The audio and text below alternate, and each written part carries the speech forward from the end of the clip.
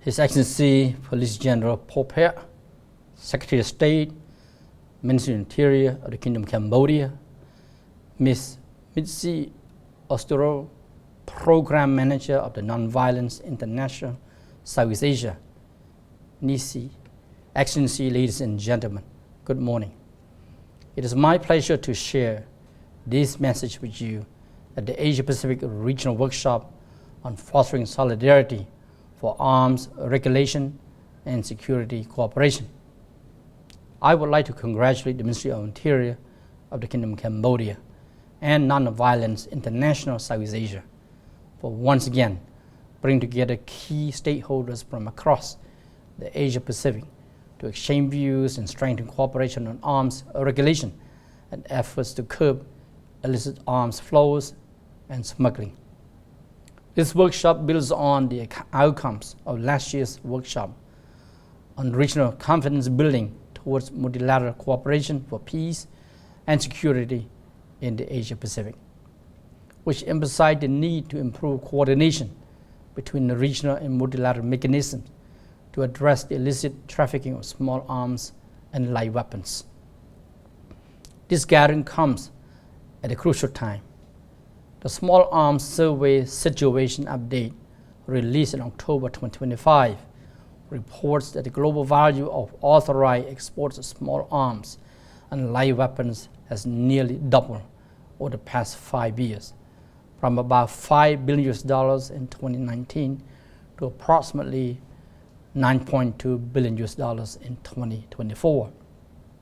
The survey has previously noted both the expansion of legitimate trade and increasing risk of diversion into illicit markets. It has also consistently underscored that as illicit firearm markets become more digitized, with growing evidence of online platforms facilitating weapons trading in some regions, there is an urgent need to strengthen our regional coordination and law enforcement capacities to confront these evolving threats. In this context, today's workshop builds on that momentum.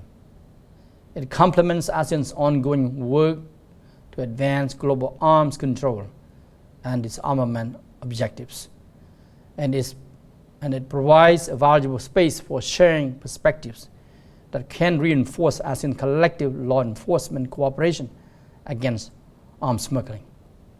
Excellency, ladies and gentlemen, ASEAN remains firmly committed to strengthening regional cooperation and combating arms smuggling. This remains a key priority under the ASEAN Ministerial Meeting on Transnational Crime, alongside 7 other transnational crime concerns. Recognizing the persistent and complex nature of this challenge, the AMMTC adopted the ASEAN Declaration on Combating Arms Smuggling in 2023. Initiated by Cambodia, the declaration identifies several practical areas for collaboration, from strengthening institutional linkages and reviewing legal frameworks to promoting the ratification of international instruments, raising public awareness, and deepening partnerships with external stakeholders. The declaration's implementation is guided by the ASEAN Plan of Action to Combat Transnational Crime 2016 to 2025, which was recently renewed for the 2026-2035 period at the 19th AMMTC held in September this year. This renewed Plan of Action will guide ASEAN's collective efforts to address both existing and emerging forms of transnational crime in the coming decade. I would like to commend Cambodia's continuous leadership as the ASEAN Senior Officials Meeting on Transnational Crime voluntarily lead shepherd for arms smuggling and as chair of the AMMTC Working Group on Arms Smuggling. Cambodia has been instrumental in driving regional initiatives and supporting capacity building for armed law enforcement agencies. These efforts not only advance our shared commitments, but also strengthen ASEAN's overall ability to prevent and respond to arms smuggling across the region. ASEAN also values the partnership and sustained support of our external partners, whose engagement helps us remain agile, and responsive to the evolving trends, technologies, and challenges in this field. The participation of resource persons from the United Nations and this will no doubt enrich today's discussions and further strengthen ASEAN's regional dialogue on this important issue. Excellency, ladies and gentlemen, as ASEAN's work to translate the ASEAN Declaration on Combating Arms Smuggling into concrete action, I encourage all participants to take full advantage of this workshop, to exchange ideas, share practical experiences, and explore innovative approaches that can reinforce our collective response to arms smuggling in the Asia-Pacific region.